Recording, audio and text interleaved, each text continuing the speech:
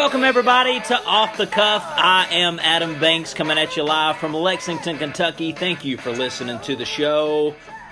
We are back.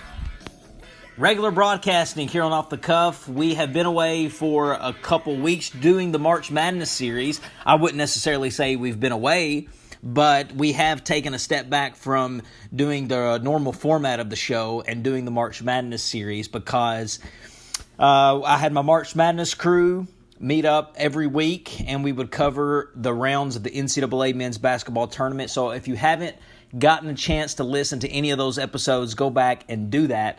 But let's continue on with the regular format of Off the Cuff, episode 207. I hope everybody's doing okay. We reached another landmark here on Off the Cuff. I said in the 200th episode, when I was interviewed by Zach Kahn, I said one of the things that I want to do and try different with the podcast is do live video streaming. Well, if you haven't noticed, on Facebook Live from the Off the Cuff page, we actually broadcasted live for the first time, and we did two videos. We did an episode over the first two rounds of the NCAA men's basketball tournament, and then we did another episode of the Road to the Final Four. So if you haven't checked out those videos, you can go ahead and take a look. We didn't get to record from the studio that we always record in. We had to make do with what we had because we had to get everybody together. So we did those podcasts. We did one show from my apartment. We did another show from Jordan's apartment. So you don't get really a good stage when you see these videos of what it looks like in the studio of Off the Cuff. But I promise you, eventually, Off the Cuff will go live from the actual studio that we always are broadcasting from, and you'll be able to see what it looks like there. So I've been looking at what's been trending online, what's been going on around the world, things that might catch your eye, things that might spark your interest. And I feel like there would be a lot of things that has happened since I've been doing the March Madness series because I've been so focused on sports. I figured when I went online to see if there was a lot of content to talk about today, and surprisingly there was not. But I did see something that I do want to address, and I think that will spark a lot of people's interest. A lot of people get high. A lot of people, in some way, shape, form, or fashion, they get high, whether it's off pills, whether it's off weed, whether it's off smelling gas, whether it's crack, whether it's cocaine. A lot of people get high. And what's fascinating about people getting high is that they're always chasing a way to get higher and higher and higher. And marijuana is probably the most common way that people get high. They smoke weed.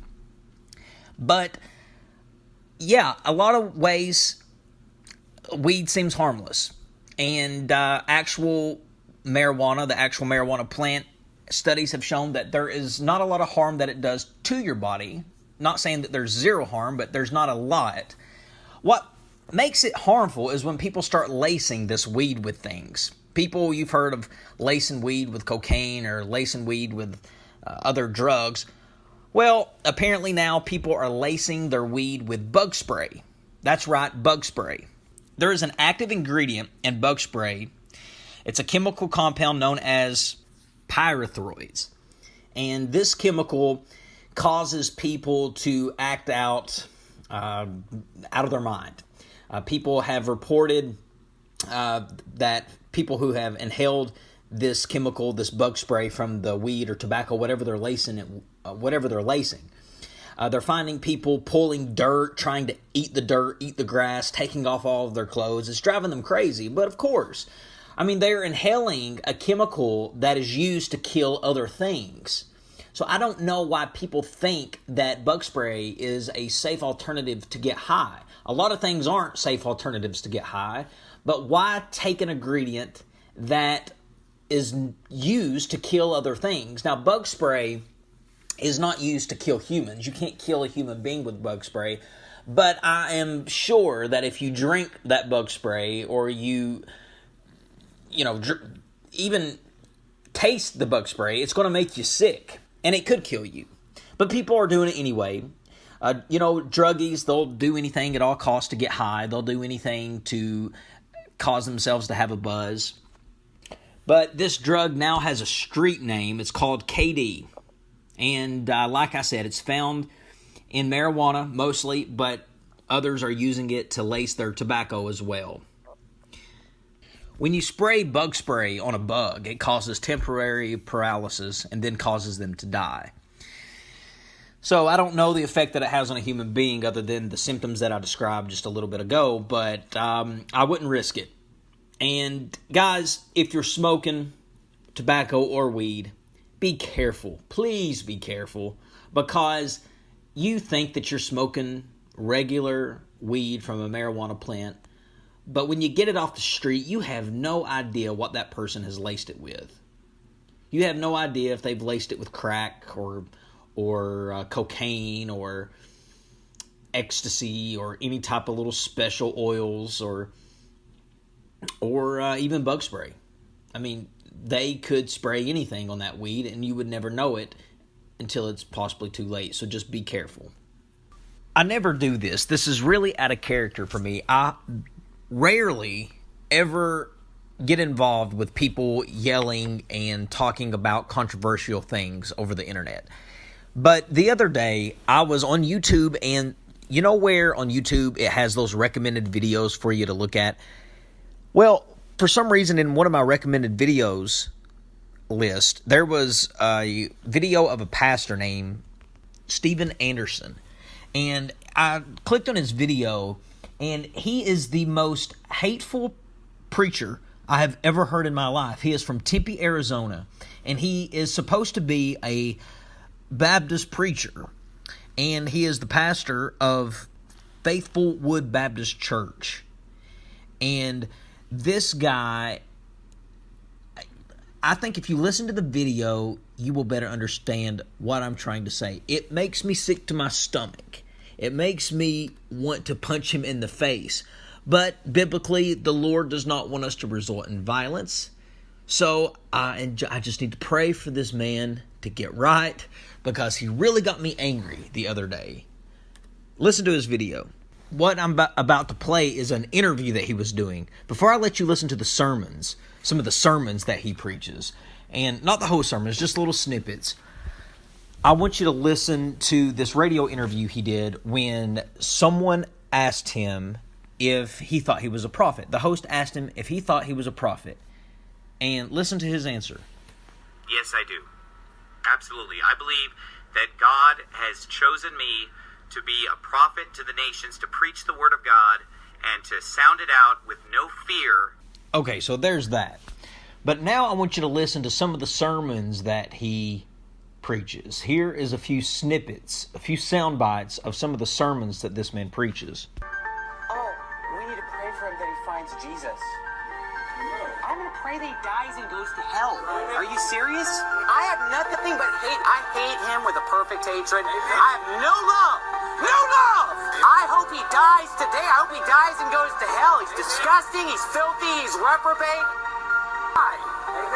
Oh, you're hateful. No, I'm loving. You don't have love. You know, I love Christians. I love unsaved people. Now, I've studied the Bible. Amazing. This guy is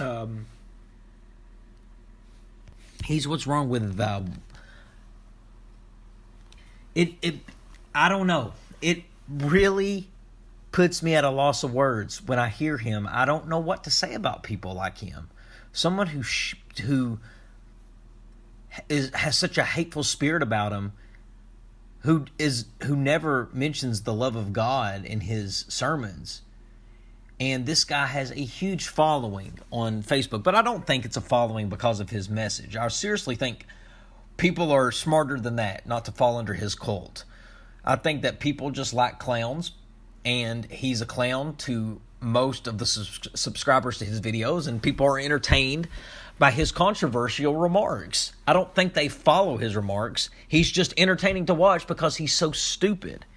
And the guy needs a good old-fashioned whooping. I'm serious. And I'm going to control my temper on him because I'm telling you, it's hard to pray for people like that. It really is. But I don't want to talk about his hatred and then me spewed out hate. So I just need to pray for this guy. He's a dangerous guy to listen to. Don't listen to him. If you want to be entertained by a clown, go listen to him. But do not follow his message. You guys know that I'm a big fan of Dr. Ruckman. I've sat under Dr. Ruckman video ministry. I've sat under it. I mean, I've watched maybe over 100 Dr. Ruckman videos.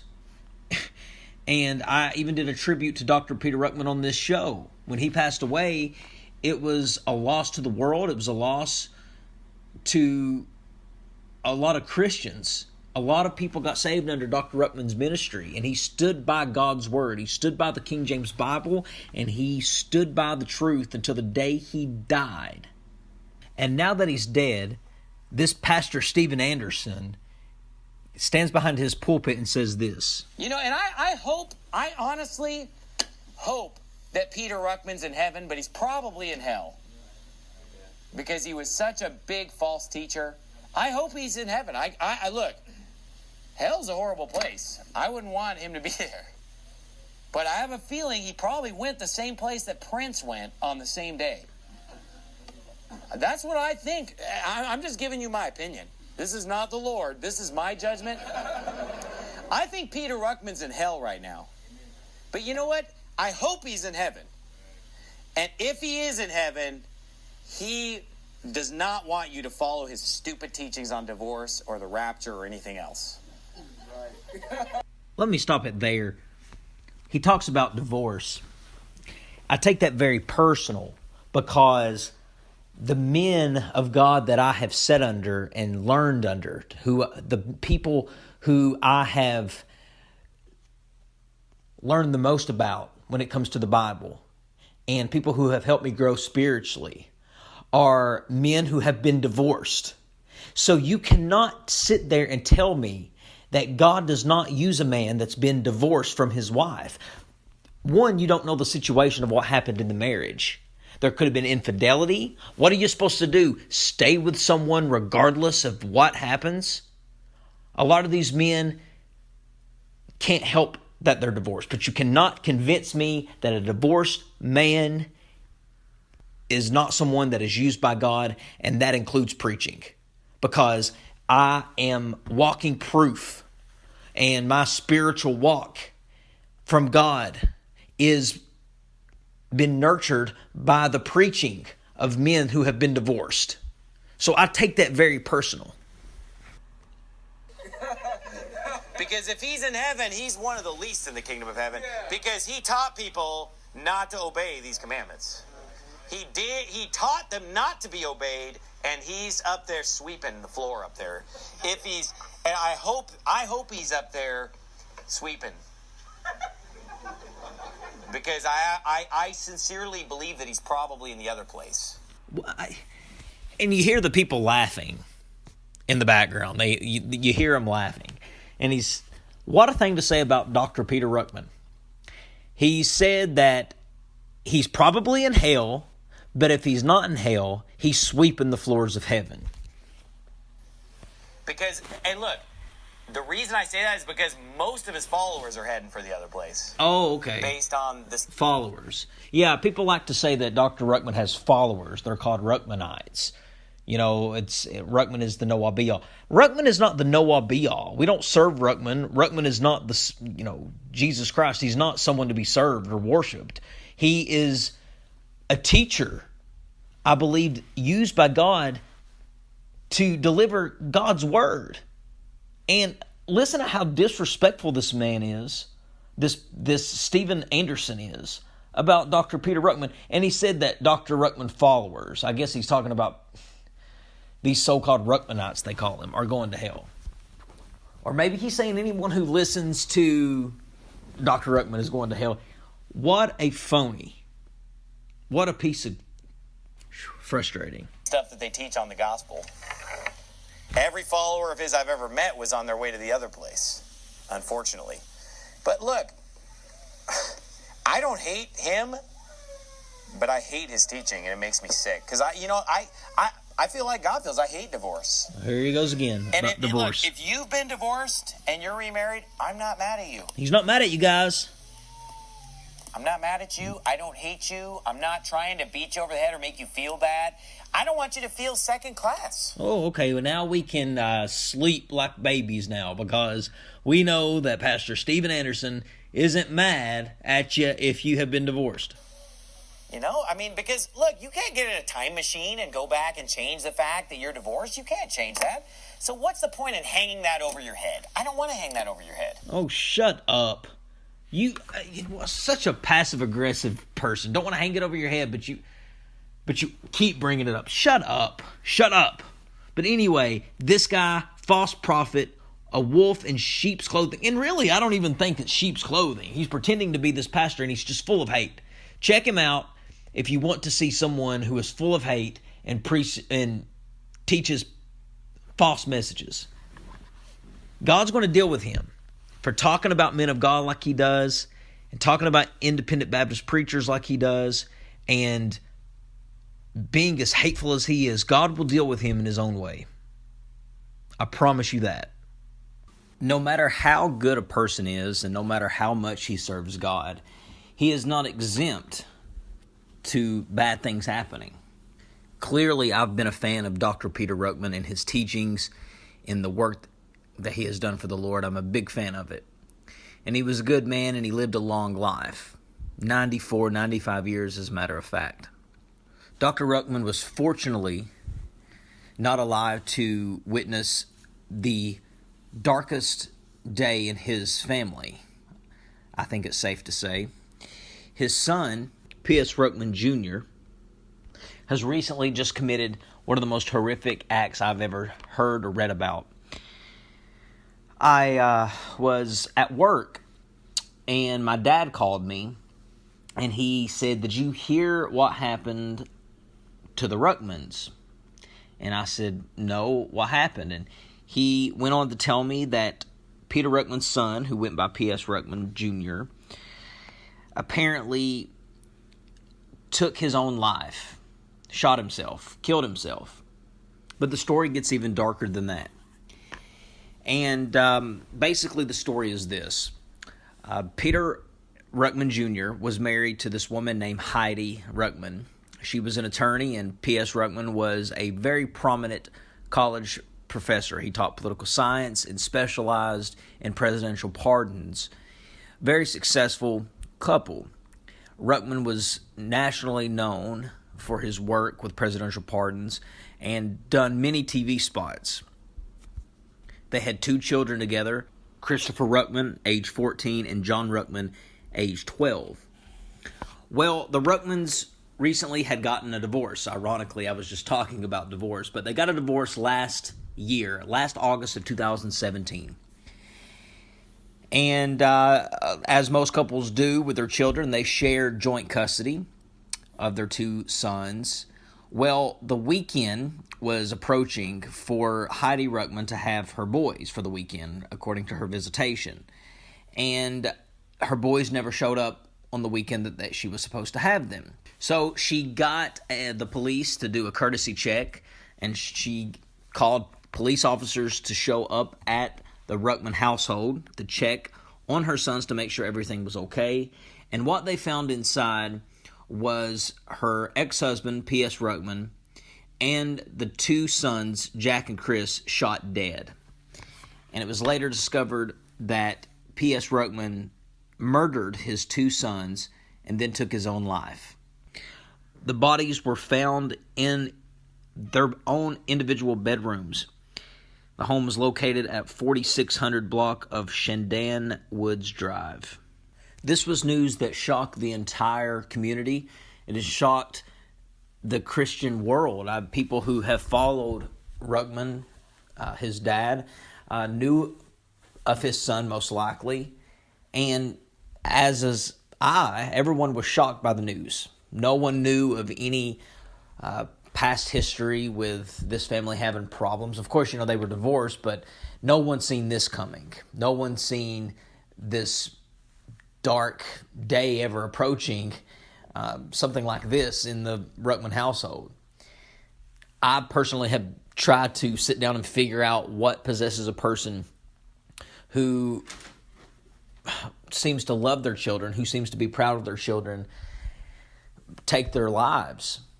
And if you want my 2 cents, the only thing that I can rationalize is that he hated his ex-wife.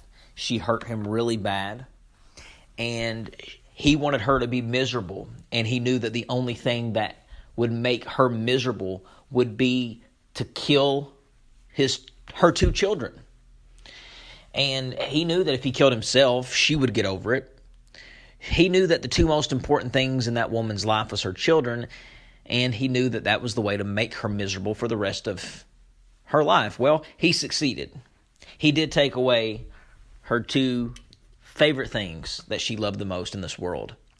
And he probably has made her miserable for the rest of her life. So he did succeed at that. That's the only thing that I can think of that rationalizes the situation. As dark as it is and as selfish as it is, sometimes people stoop to a level that you never think that they could stoop to. And to be honest with you, everyone is capable of committing acts that they never thought that they would. Oh, people think, I would never get to that point to where I would want to hurt my own children. You don't know what you would do. The human mind is not perfect. People snap. Things make people completely snap. I don't know the relationship that PS Ruckman Jr. had with the Lord. If he had a very close relationship with the Lord, you're more likely to be bothered by the devil. And I don't know if PS Ruckman Jr. was demon-possessed at the time of murdering his sons and taking his own life. I don't know. That makes rational sense to me that he would be demon-possessed to do that. But it just goes to show, no matter what kind of family that you grow up in, because PS Ruckman Jr. grew up in a family where his dad stood by the Bible, served God, and Jr. grew up watching his dad, probably admiring his father.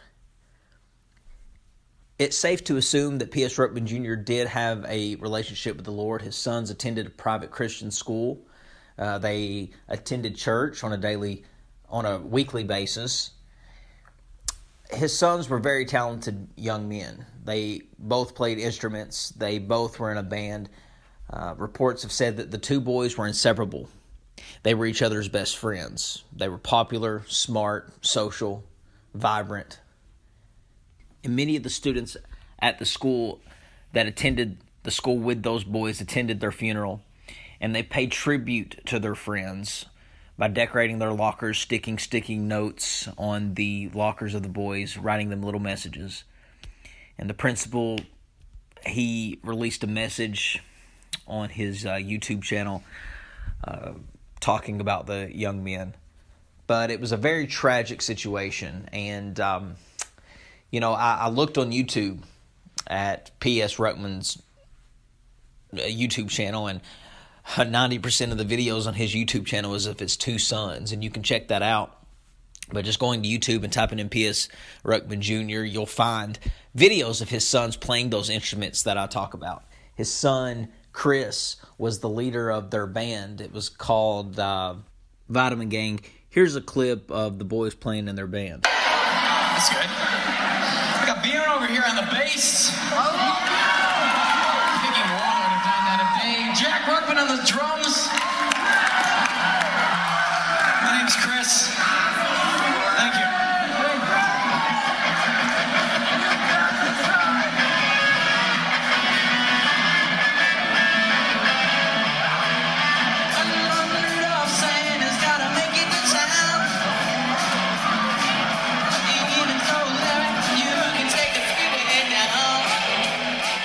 And there's several videos on there of the boys playing their music. Musical prodigies. You also see videos of Chris Ruckman playing the national anthem for his high school a lot. Introduce to you a 7th grader from Rockford Christian. He is a self-taught guitarist, Christopher Hamilton Ruckman, for the playing of our national anthem.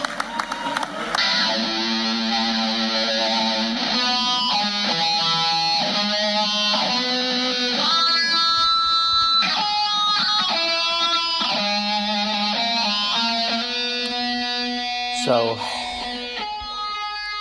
there you go.